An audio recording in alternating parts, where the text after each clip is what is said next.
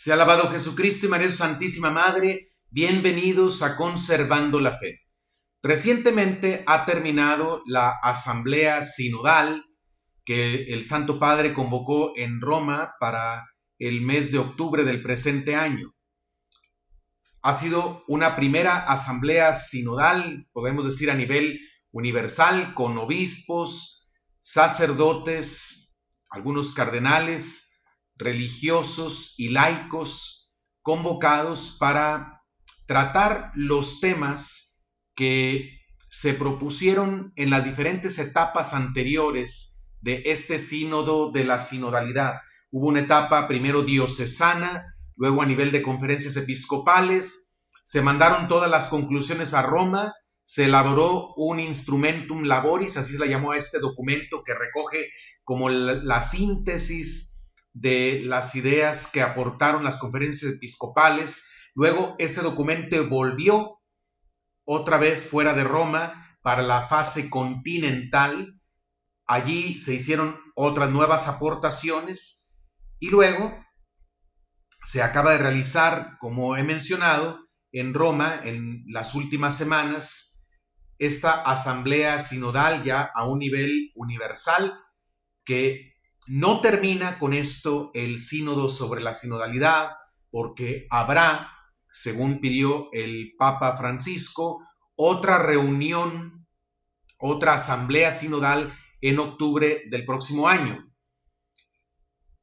Ha habido muchas preocupaciones expresadas durante todo este proceso por algunos cardenales y obispos. Se ha hablado de una estrategia de manipulación para avanzar algunas agendas ya preestablecidas. Obviamente, quienes están en la comisión que organiza el sínodo han negado siempre que haya una agenda escondida. Ellos siempre dicen que su deber es escuchar lo que todos dicen y presentar las opiniones de todos.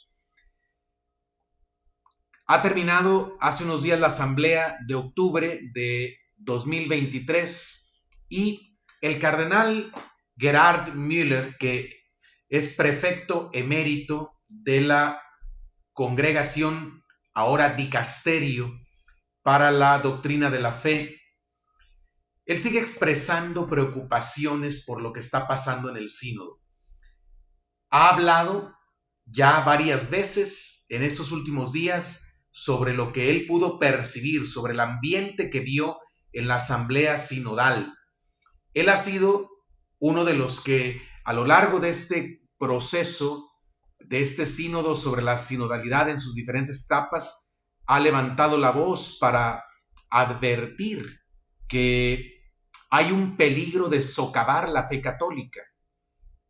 Él habló en una entrevista, si mal no recuerdo, al medio EWTN, EWTN en español, así se dice. Él dijo que hay una toma de control hostil de la iglesia. Así es que quiero presentarles en este programa algunas de las cosas que el cardenal ha dicho después de haber participado en la asamblea, después de haber visto ese proceso, para que podamos nosotros tenerlo en cuenta. Es una opinión, sí, hay muchas otras. ¿Por qué presento esta opinión del cardenal Gerhard Müller?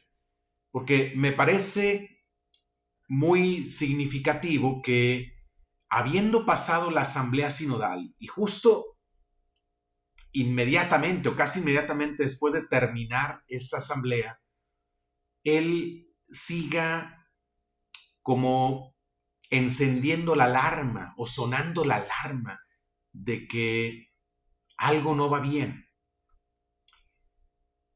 ¿Por qué no se quedó tranquilo después de esta asamblea? Algo vio que lo mantiene preocupado. Esa preocupación la comparten los cardenales que presentaron recientemente al Papa sus dudas sobre algunas cuestiones importantes referentes a la doctrina católica, a la moral católica.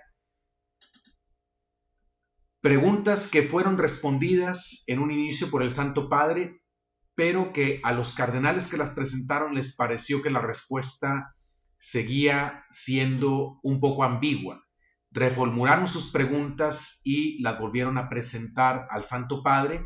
Hasta el momento no ha habido una respuesta a esas nuevas preguntas, dudas o dubia, como se dice en latín.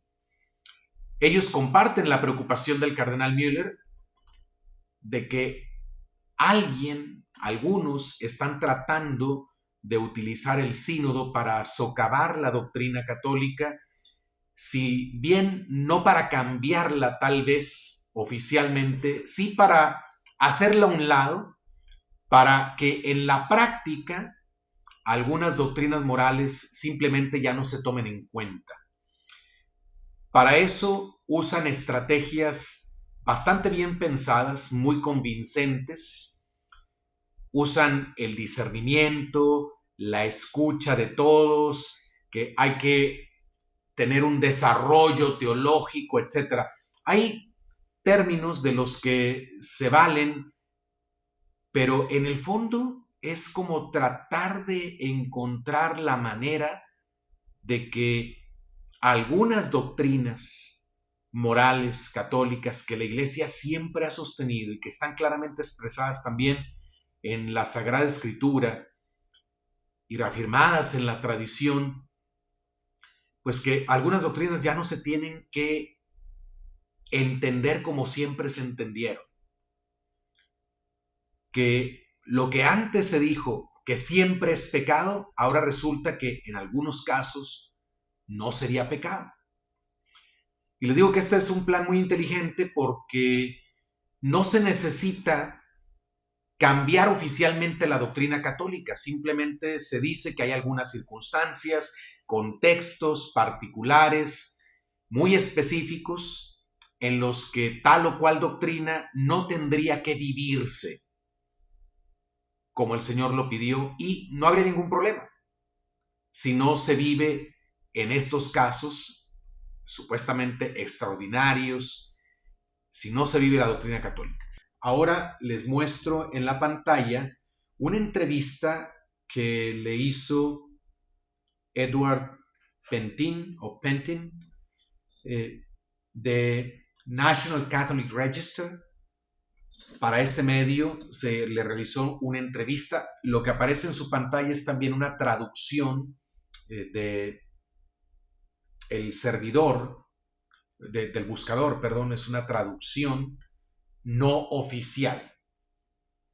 Vuelvo a decir que en la descripción del video les pondré los links para que puedan ustedes, los que gusten, leer el artículo original en inglés como aparece en estos websites que estoy citando.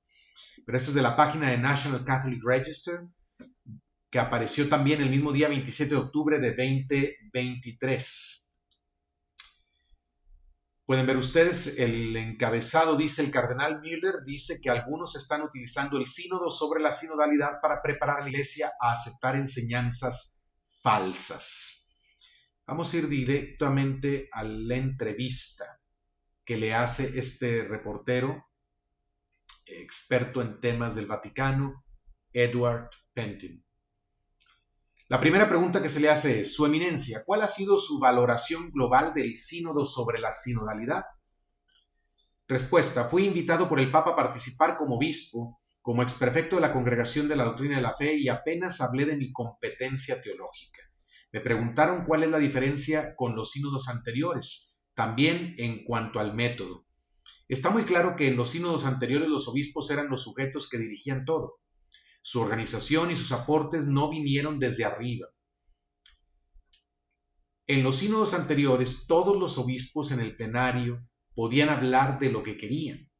Ahora todo está dirigido, está preorganizado y es difícil hablar en el plenario porque hay poco tiempo y según las reglas solo se puede hablar una vez y solo durante 3 minutos.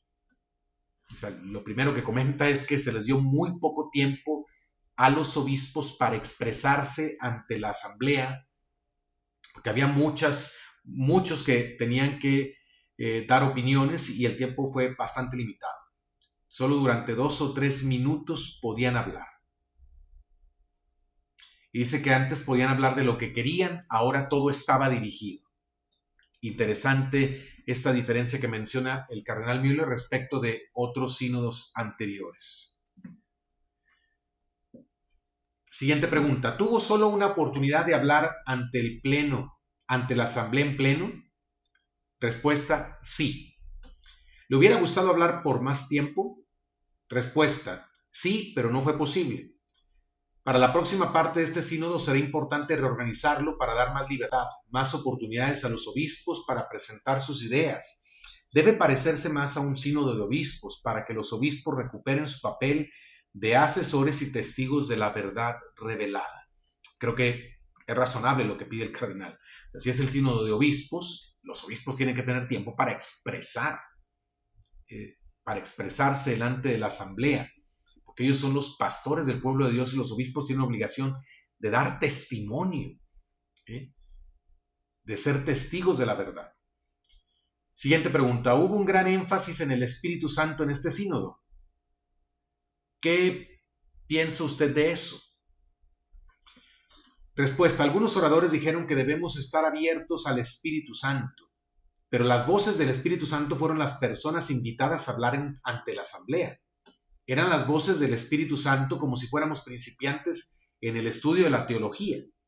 Era como un seminario o una universidad, pero un sínodo no es una escuela para principiantes y sin embargo nos hablan como si los obispos no supieran mucha teología. Muchos obispos allí entendían teología y no podían hablar de sus conocimientos. Siguiente pregunta. ¿Puede dar un ejemplo de cómo los organizadores del sínodo entendieron que el Espíritu Santo estaba obrando? Respuesta. Sí.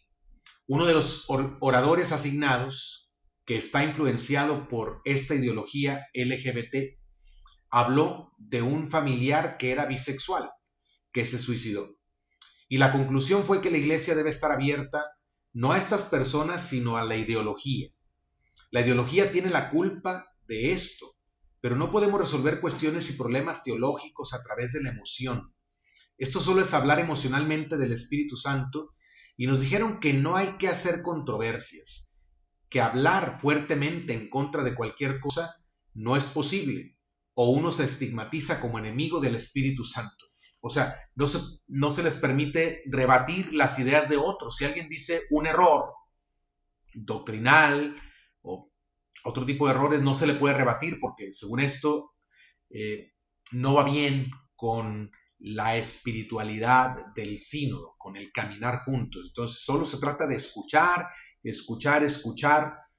pero no se les permitía hacer ni siquiera un debate ordenado. Siguiente pregunta. ¿Cómo saben qué es el Espíritu Santo? Respuesta. No hablan del Espíritu Santo, solo de el Espíritu. Pero la primera carta de San Juan, el capítulo 4, al principio dice: Amados, no crean a todo espíritu, sino prueben los espíritus si son de Dios, porque muchos falsos profetas han salido al mundo. En esto conocen el Espíritu de Dios. Todo espíritu que confiesa que Jesucristo ha venido en la carne es de Dios. Y todo espíritu que no confiesa a Jesús no es de Dios. Algunos oradores también hablan de apertura y definen qué es la tradición, diciendo que no es estática, es dinámica. Pero al final, todas estas llamadas reflexiones sinodales tienen como objetivo prepararnos para aceptar la homosexualidad. Solo esto.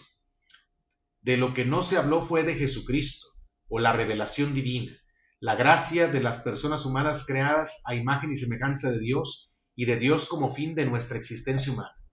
Todo está cambiando y ahora debemos estar abiertos a la homosexualidad y a la ordenación de mujeres. Si lo analizas, todo se trata de convertirnos a estos dos temas. Bueno, esta es la opinión del cardenal Müller, que quede claro. Pero, pues es interesante que lo diga. Esto sí, podemos estar seguros, lo dijo después de terminada esta asamblea sinodal que se realizó en octubre. Él dice que se habla de tradición como algo que no es estático, sino algo que es dinámico, o sea, algo que puede cambiar. Pero dice que todas las reflexiones sinodales, esto es muy fuerte lo que dice el cardenal, tienen como objetivo prepararnos para aceptar la homosexualidad. Y más adelante dice, todo está cambiando y ahora debemos estar abiertos a la homosexual y a la ordenación de mujeres. Si lo analizas, todo se trata de convertirnos a estos dos temas. Ojalá que no, ojalá que el cardenal esté totalmente equivocado, que su percepción esté totalmente fuera de la realidad, pero si el cardenal percibió correctamente, pues hay razones para seguir preocupándonos, pero también para seguir orando, para seguir hablando de la doctrina católica, enseñando la fe católica en relación a estos temas y defendiendo la doctrina católica de quienes la quieren socavar, de quienes quieren manipular la doctrina para salirse con la suya, defendiendo ideologías de moda en nuestro tiempo. Siguiente pregunta al cardenal. ¿Y también la gobernanza? ¿Cree que es también un intento de derrocar el gobierno jerárquico de la Iglesia? Respuesta, sí. Algunos tienen esta imagen de una pirámide invertida de gobierno, pero en el centro de esta pirámide está la voluntad personal del Papa y de sus asesores y colaboradores. Esta puede ser una imagen para aclarar a los niños, pero una pirámide o un poliedro no es una imagen bíblica de la Iglesia. Estas son imágenes que surgen de la geometría matemática. En lugar de ello, deberían mirar las imágenes bíblicas de la iglesia en Lumen Gentium, el pastor y el rebaño, y todas esas imágenes de una viña, etc. Algunos oradores tenían una idea sociológica de la iglesia, una comprensión naturalista de la iglesia, pero no tenían la comprensión teológica. Siempre están hablando del espíritu, pero el espíritu no es un fluido. El espíritu en la iglesia es la tercera persona de la Trinidad. Él es una persona. Y nunca podremos hablar del Espíritu Santo sin el Hijo y el Padre. Siempre y en todo tiempo hablamos del Espíritu del Padre y del Hijo. Casi nunca se menciona a Jesucristo, solo de manera pedagógica, de manera que transforme las parábolas y su significado. Jesús no condenó a la mujer en adulterio, por ejemplo. Las intervenciones hablaron de nuestra relación con Jesús, pero no como Jesús, como palabra de Dios dada a nosotros una vez y para siempre. Entonces, aquí lo que está diciendo es que sí se habla de Jesús, pero de una manera pedagógica, pero no se centra tanto en las enseñanzas de Cristo. Entonces, como que se desvía la atención del mensaje real de Jesucristo y se toman, al parecer aisladamente, algunas actitudes del Señor, pero como separadas de su doctrina. Siguiente pregunta. ¿En qué medida se mencionaron la doctrina y la fe y la moral? Respuesta. Solo en las mesas. Podríamos hablar un poco de ellos, pero solo durante unos minutos. Era más bien una colección de impresiones, pero no era un pensamiento teológico profundo. ¿Cómo es eso posible en este contexto? Por lo demás, solo había posibilidad de algunas intervenciones, pero todo estaba un poco manipulado y dependía de a quién se le permitía dar las intervenciones teológicas, quiénes eran los guías espirituales. Otra interesante respuesta. O sea, le pregunta si se mencionan o en qué medida se mencionaron la doctrina, la fe y la moral, y dice que sí se mencionaron, pero solo en las mesas, pero, o sea, no en las exposiciones tanto, y que se podría hablar un poco de ellos, pero solo durante unos minutos. Era más bien una colección de impresiones, de lo que cada uno pasaba a compartir en el público. Es significativo que el cardenal diga que todo estaba como un poco manipulado y dependía de a quién se le permitía dar las intervenciones teológicas. Ojalá que el cardenal esté equivocado en su percepción. Ojalá que realmente no haya habido manipulación. Pero lamentablemente no es el único que ha advertido sobre este peligro en el sínodo, sino ha habido otros que han estado advirtiendo de una posible manipulación del sínodo. Sería una pena que esta opinión del cardenal fuera conforme con la realidad. Siguiente pregunta. Al observar a los delegados, muchos de ellos eran personas con cuyas opiniones teológicas no estaban de acuerdo Benedicto XVI y el Papa San Juan Pablo II. ¿Qué habría pensado Benedicto XVI de este sínodo? Respuesta. Un teólogo elegido para dirigirse a la asamblea hablaba todo el tiempo de Joseph Ratzinger, pero todo esto era un engaño. No fue una verdadera reverencia por él, por su teología. Quieren revitalizar el viejo modernismo refiriéndose a Ratzinger, pero Ratzinger no tuvo nada que ver con el modernismo. San Pablo, por ejemplo, habló contra la homosexualidad, pero dicen, tenemos nuestras nuevas ideas reveladas por el Espíritu Santo, por lo que de ahora en adelante los actos homosexuales o la bendición de los actos homosexuales son algo bueno. Esta es su idea, es abusar del Espíritu Santo para introducir doctrinas que van abiertamente en contra de la Escritura Sagrada. Dirán, si estamos en continuidad, tenemos la comprensión correcta de la tradición y de las Escrituras. Todo el tiempo nos referimos a Jesucristo. O sea, esos son los pretextos que pueden sacar. ¿Por qué? Porque si mencionan a Jesucristo, hablan de la Biblia, hablan de la tradición.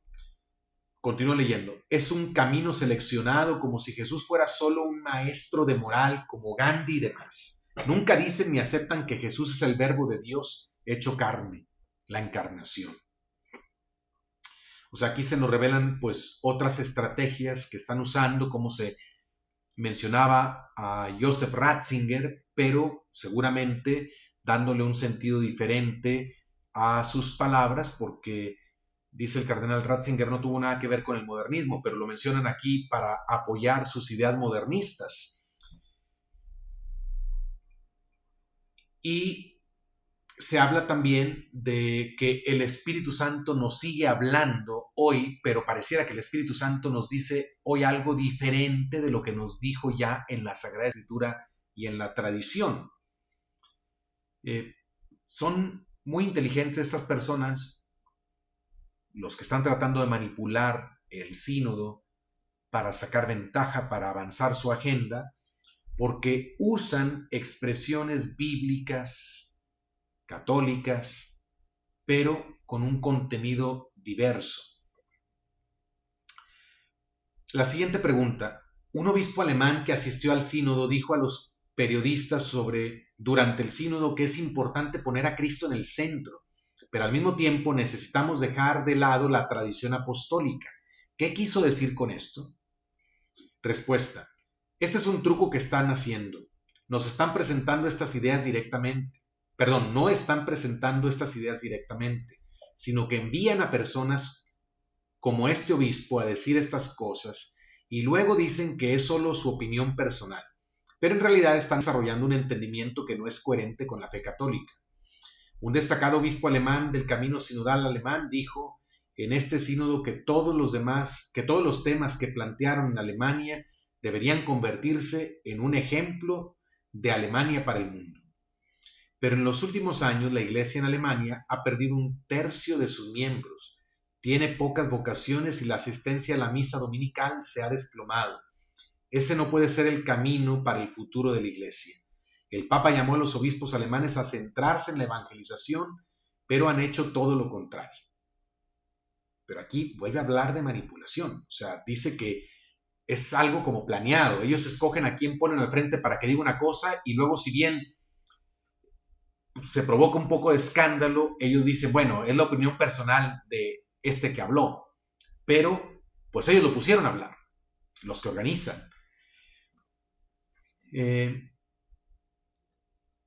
Y se menciona cómo se quieren traer estas propuestas del sínodo alemán que son contrarias a la fe, por las cuales se les ha llamado la atención, insisten en traerlas a la mesa en el sínodo universal, el sínodo sobre la sinodalidad. Siguiente pregunta. ¿Qué dice a la crítica de que este no es un sínodo de los obispos, ya que casi 1/5 parte de los participantes son laicos, que por primera vez tienen derecho a voto? ¿Cree que hay un problema con la legitimidad canónica del sínodo? Respuesta. Los organizadores del sínodo reafirmaron ayer que es un sínodo de obispos, pero ¿cómo puede ser cuando los laicos tienen la misma voz, tienen el mismo tiempo para hablar y le quitan oportunidades a los obispos? En realidad no es un sínodo de obispos, sino más bien una interpretación anglicana de un sínodo con 3 cámaras en un parlamento mundano. Esta no es la Iglesia Católica. Deben aclarar de qué se trata. ¿La constitución de este sínodo de obispos se basa en el sacramento del orden o es como un seminario de bajo nivel? Siguiente pregunta. Varios participantes han dicho que el sínodo parece muy controlado. Bueno, es una afirmación más bien que hace el reportero. La respuesta del cardenal es sí, muy controlado. Presentaron una carta al pueblo de Dios y nos dijeron que la aplaudiéramos por cortesía, diciendo que era el consenso de todos. El aplauso fue el voto. Luego lo llevaron a cada mesa y dijeron que todos tenían que firmarlo. Una mujer o un hombre tomó fotos de todos firmándolo y todos lo firmaban.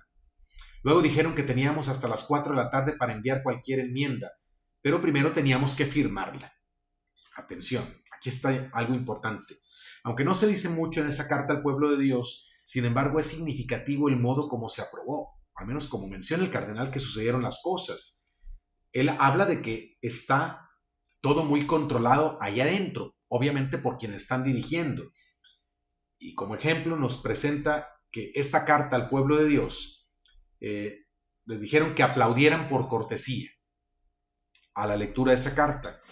Todos aplaudieron y tomaron ese aplauso como una aprobación, como un voto a favor de la carta. Después dice que lo llevaron a cada mesa y dijeron que todos tenían que firmarlo. Y alguien estaba incluso tomando fotografías mientras todos lo firmaban. Luego dijeron que tenían hasta las 4 de la tarde para enviar cualquier enmienda, pero primero tenían que firmar la aprobación de esa carta al pueblo de Dios. Siguiente pregunta. ¿Pensó en marcharse en protesta contra el sínodo? Respuesta, no. Qué bueno que no se marche el cardenal, porque lo necesitamos definitivamente allí para que él haga lo que pueda dentro de esa asamblea para defender la fe católica y además para que algo nos pueda decir a los que no tenemos la oportunidad de estar allí adentro. Siguiente pregunta. ¿Todavía lo ve como una adquisición hostil, como dijo antes del sínodo? Más bien es una toma de control hostil.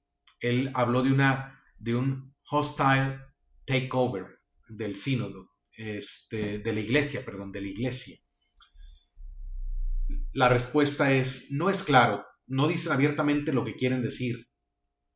No pueden decir abiertamente, queremos contradecir la palabra de Dios. Exactamente, no se atreven a decir lo que quisieran decir. Continúo leyendo. Pero están introduciendo una nueva hermenéutica con la que quieren reconciliar la palabra de Dios con estas ideologías, las ideologías anticristianas. Pero no podemos reconciliar a Cristo y el anticristo. Esta ideología homosexual, LGBT, es en esencia una ideología anticristiana. Es el espíritu del anticristo hablando a través de ellos. Está absolutamente en contra de la creación. Y su truco consiste en mezclar la atención pastoral hacia esas personas con esta ideología anticristiana.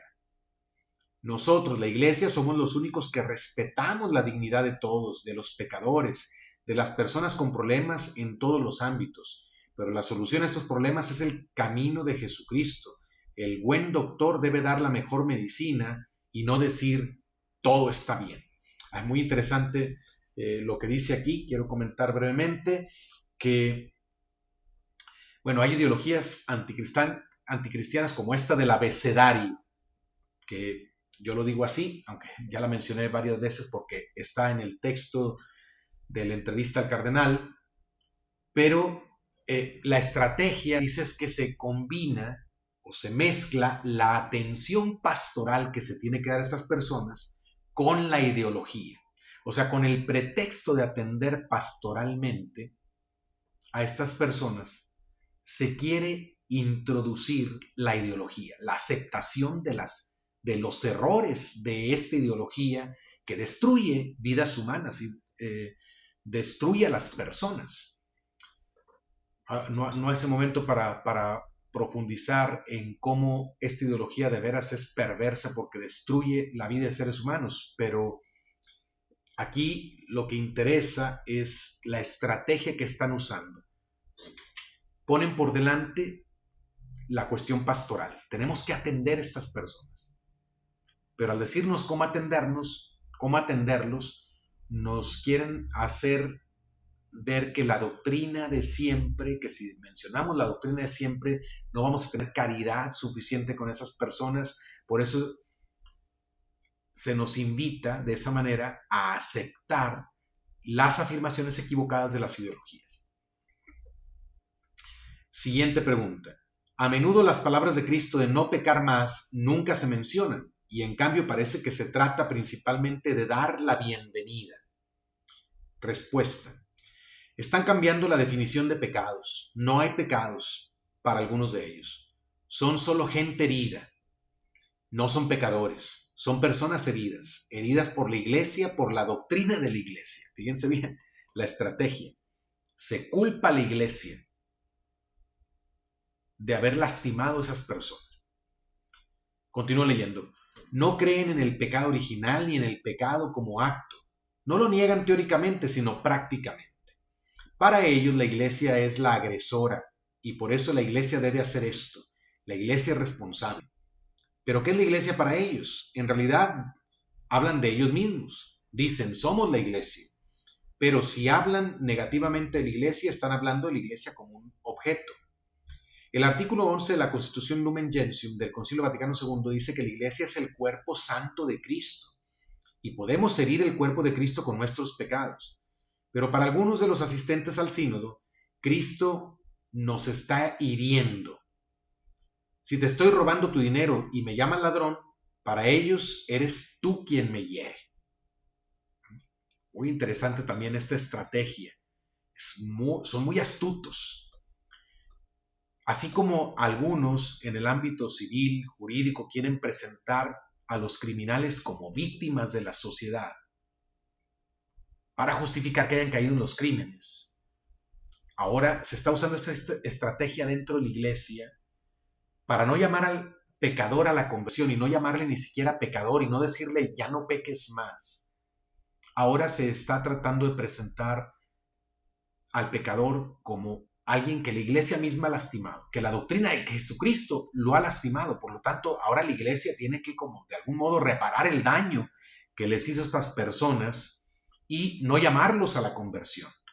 Se manejan mucho las emociones aquí y, bueno, para gente que no está acostumbrada a razonar, sino solo a sentir, pues esta es una trampa en la que fácilmente pueden caer. Siguiente pregunta. ¿Dónde ves todo este rumbo? ¿Cómo se desarrollará esto durante el próximo año o más allá? ¿Cuáles van a ser las consecuencias de esto? Respuesta. Creo que el objetivo es hacer que la iglesia se ajuste más a esta Agenda 2030 internacional. Y hemos visto esto en la política de quien está invitando a visitar públicamente al Papa. En la política de quien está invitando a visitar públicamente al Papa. No son familias normales con 5 hijos. Nunca los invitan. No, normalmente son bisexuales, transexuales, etc. Y todo esto es una provocación. Hay toda esta propaganda. No se muestra ningún obispo ortodoxo reuniéndose con él, pero el partido del aborto siempre está ahí. Jesús dijo que vayamos a todo el mundo, a todos, pero que les hagamos discípulos. Les enseñemos la fe y los bauticemos si están aceptando la fe. Esto significa ir a todo el mundo, no invitar al mundo y dejar que cada uno sea lo que quiera ser. Bueno, aquí, para concluir, el cardenal dice que hay quienes están impulsando la Agenda 2030, que es una agenda anticristiana. Yo tengo un video sobre eso, lo pueden buscar en el canal. Búsquenlo, Conservando la Agenda 2030, y les va a aparecer ese video. Pero hay quien en la iglesia está impulsando esa agenda y dice, pues hasta usan los encuentros que tiene el Papa con personas, quienes son invitados a reunirse con el Papa. Dice, pues lamentablemente no invitan familias normales con 5 hijos, eso nunca los invitan, ni se invitan a bisexuales, transexuales, etcétera, o a los que promueven el aborto. Esto es muy lamentable, pero es real, al menos... nosotros no podemos juzgar, obviamente, las intenciones de las personas. No sabemos quién toma esas decisiones sobre a quién ve el Papa allí en Roma o a quien no se le permite la entrada, eso no lo podemos saber nosotros, pero definitivamente de que se usa y los enemigos de la iglesia usan esos encuentros con este tipo de personas para impulsar agendas y para pasar a todos la idea de que la iglesia está cambiando, está abriéndose y abriéndose en el sentido que es capaz de cambiar su doctrina, porque mira, el Papa se reunió con tal persona, mira, el Papa se tomó la foto con tal persona. Es cierto que eso no es un criterio, ¿eh? Estoy diciendo que los enemigos de la iglesia lo usan para eso. El Papa tiene que reunirse con todo tipo de gente.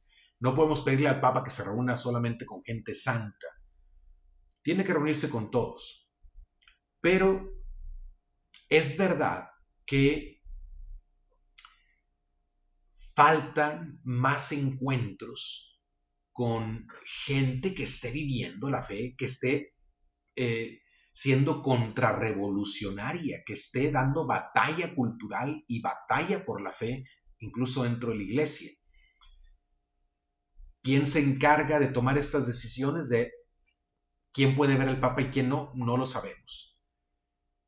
Sí sabemos el efecto que muchos de estos encuentros tienen en las personas y sobre todo en los medios, en la prensa anticatólica, liberal, que usa estas fotografías, estas audiencias para decir, ya ven, la iglesia está cambiando. Y luego, ¿qué pasa? Que al católico normal, al católico que está en un contexto de parroquia o una comunidad eclesial y que quiere defender la fe, luego los mismos católicos le dicen, no, es que tú estás en contra del Papa. Mira, el Papa ya se reunió con fulano, ya se tomó la fotografía con este tipo de personas. Entonces, tú no puedes saber más que el Papa. Tú estás equivocado, tú eres rígido, tú no tienes caridad, tú no tienes compasión. Es lamentable que se estén dando estas cosas, todo es parte de la confusión. Vuelvo a decir, yo no estoy culpando al Santo Padre de estas cosas, solo estoy diciendo que me parece razonable lo que el cardenal dice, de que definitivamente hay quien está sacando ventaja de este tipo de encuentros con el Santo Padre. Bien, pues quiero pedirles de favor que me ayuden si les ha gustado este video, si les gusta mi trabajo en este canal, que me apoyen, denle un like, por favor, al video, si no se lo han dado, denle un like, un clic al botón que tiene el dedo pulgar hacia arriba, así ustedes mueven los algoritmos de YouTube para que la plataforma promueva el contenido de este video. También es muy importante, todavía más importante, que le den clic al botón que dice suscribirme o suscribirse. Si ustedes le dan clic a ese botón, ustedes promueven todo el contenido del canal. Ustedes mueven los algoritmos. Eso yo no lo puedo hacer. La suscripción es gratuita. Quiero aclararles, yo no monetizo en YouTube, en ninguna red social. La suscripción es gratuita. Yo no gano dinero por los suscriptores. No les cuesta a ustedes y yo no gano dinero. Es solamente para decirle a YouTube, a mí me gusta el contenido de este canal. Y así esta plataforma automáticamente promueve nuestros contenidos con usuarios que hacen búsquedas sobre los temas que tratamos en el canal. Así es que ayúdenme, por favor, también compartan este video para que el mensaje pueda llegar a más personas. Le estoy poniendo en la pantalla ahora las plataformas en las que ustedes pueden escuchar solamente los audios de nuestros programas. Buscan en cualquiera de esas plataformas Conservando la Fe y van a encontrar en formato de audio nuestros programas por si les conviene más seguirnos de esa manera. Ahora está en pantalla las redes sociales en las cuales pueden seguirme. Allí está un número de WhatsApp. Si quieren ser parte de la red de seguidores de Conservando la Fe o del grupo de familias católicas que estamos haciendo, es un grupo de amigos internacional. Ya tenemos casi 700 familias de toda Hispanoamérica. Si quieren unirse a esa red de familias, manden un mensaje de WhatsApp al número que aparece en pantalla, o si quieren solamente suscribirse para recibir avisos de nuevos videos, pueden hacerlo también enviando un mensaje de alta a ese número. Una vez que manden el mensaje, les vamos a regresar otro mensaje nosotros pidiéndoles algunos datos. No queremos una red de gente anónima. Así es que necesitamos que nos den algunos datos mínimos para que haya la confianza de que todos han pasado por lo menos por este filtro. También les decía, yo no monetizo en YouTube y en ninguna red social. Si alguien quiere apoyar mi trabajo económicamente, porque mi trabajo es gratuito, pero los medios que necesito para producir los videos, para conservarlos, para editarlos, etcétera, esos medios no son gratuitos. Si alguien me quiere apoyar, puede mandar un mensaje de WhatsApp a ese número que aparece en pantalla y decir: Padre Juan, yo quisiera apoyar económicamente para que continúe con su apostolado, y yo les diré de qué manera lo pueden hacer. Agradezco mucho la atención de todos ustedes y pues les invito a que sigamos orando por la iglesia, orando mucho por el Papa para que Dios lo proteja, lo defienda de sus enemigos, lo bendiga, le dé toda la sabiduría y todas las virtudes que él necesita para dirigir la iglesia. Oremos también por nosotros para que seamos auténticos católicos, no católicos light, no católicos de dientes para afuera, sino auténticos. No podemos pretender que la iglesia cambie si no cambiamos nosotros. No podemos esperar que todo lo haga el Papa. Hay muchas cosas que están en nuestras manos y Dios nos va a pedir cuentas de eso. Aunque nos haya confiado poquito, de eso poquito nos va a pedir cuentas. Por eso, conservemos la fe, practiquemos la oración, practiquemos la verdadera adoración a Dios. Seamos también católicos interesados en conocer la doctrina católica. No podemos conservar una fe si no la tenemos, si no la conocemos. La vamos a perder fácilmente por las ideologías. Así es que vamos a interesarnos más, a formarnos más para no caer en los errores de este tiempo y sobre todo llevemos una vida coherente con nuestra fe. Porque de nada sirve tener todo aquí en la cabeza, toda la doctrina, si no la ponemos en práctica. Dice el Señor que el que escucha sus palabras pero no las pone en práctica es como el que construye su casa sobre arena. Después vienen las corrientes y van a arrasar con esa casa. Que no nos pase eso. Así es que les recuerdo a todos, conserven su fe y nos vemos en la próxima. Que viva Cristo Rey.